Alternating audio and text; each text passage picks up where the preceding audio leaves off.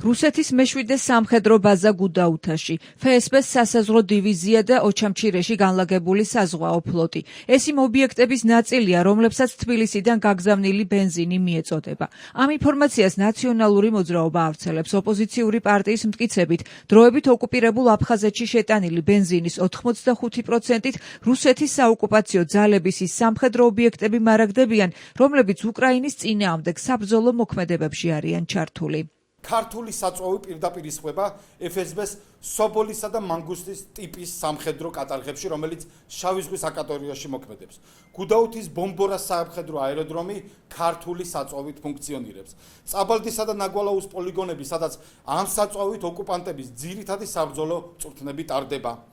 დარჩენილი 15%-დან 10%-ს ინაწილებს დე-ფაქტო ძალოვანი სტრუქტურები, სადაც საწვავის გაყოფაზე ხელჩართული ბრძოლა გაჩაღებული რობერტ კიუც, ბესლან ცვისბად და ჯემალ დბირს შორის, რომლებიც წარმოადგენენ ძალოვანი უწყების ხელმძღვანელებს. ხოლო ბოლო 5%-ის ხელში ჩასაგდებად ერთმანეთს გალის მილიციის უფროსი ბადრი ჯიკირბა და გაის ხელმძღვანელი ასტამურ ტანია რებძვიანი. ქართული ოცნება კი ირწმუნება, რომ დროებით ოკუპირებული აფხაზეთისთვის საწვავის მიწოდების მოტივი ნდობის აღდგენა იყო. ირაკლი კობახიძემ დღევანდელ ბრიფინგზე განაცხადა, რომ სწორედ ნდობის აღდგენის მიზნით მისცა მთავრობამ ბიზნეს ბენზინის შეტანის ნებართვა და რომ ბიზნესის მხრიდან საწვავის მიწოდება ქართულ ოცნებასთან შეთანხმებული იყო.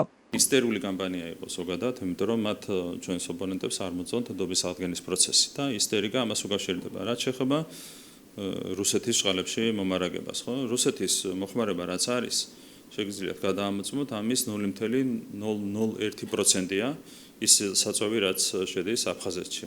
აბსოლუტურად არასერიოზულია საუბარი იმაზე, რომ რუსეთი მარაგდება იმ საწვავით, რომელიც შედის აფხაზეთში. ხო, ბაზების მომარაგებაზე, ბაზები გონიათ, რომ ბორბლებზე დგას და აქეთ-იქით მოძრაობს.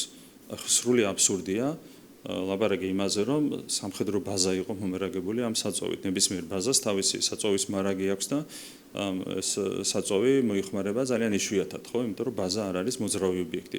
ამ დროის მონაცემებით საქართველოს ცენტრალური ხელისუფლების მიერ კონტროლირებადი ტერიტორიიდან ოკუპირებულ აფხაზეთში 680 ტონა საწვავი შევიდა. ოპოზიციის შეფასებით ჰუმანიტარული დახმარების მოტივით გადადგმული ეს ნაბიჯი ეროვნული ინტერესების ღალატი, საერთაშორისო უსაფრთხოების ნორმების დარღვევა და ქართველი გმირების ხსოვნის შეურაცხყოფაა. ფაქტის გასაჯაროების შემდეგ კობახიძის სიძემ ბატონმა დავით ფაცაციამ, ეგრეთ წოდებულმა მინისტრმა, აფხაზეთის მთავრობის დევნილთა მინისტრმა აღიარამ, რომ ქართული მხარე სრულად ინფორმირებულია საწვავის შეტანის პროცესში და მან ყველაფერი იციან.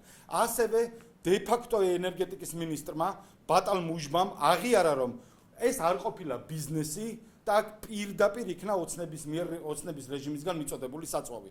ამავდროულად საწვავის გამსხვილებელი კომპანია გახლავთ რემსპოლი, იგივე კონექტი, წლების განმავლობაში რუსული საწვავის იმპორტიორი იყო ეს კომპანია, ხოლო არსებული მასალებით სავარაუდო კავშირი დგინდება ბიძინა ივანიშვილის ძმასთან, ალექსანდრე ივანიშვილთან. ოპოზიციის ინფორმაციით დროებით ოკუპირებულ აფხაზეთში შეტანილი საწვავი მოქალაქეებამდე არ მიდის და მათ გადამყიდველებისაგან უწევთ საკმაოდ ძვირად ბენზინის შეძენა. საწვავი სავარაუდოდ უახლოეს პერიოდში ისევ გაიგზავნება სოხუმში, რადგან ირაკლი კობახიძემ დღეს ბრიფინგზე განაცხადა, რომ ბენზინის შეტანა არ არის ერთჯერადი აქტი.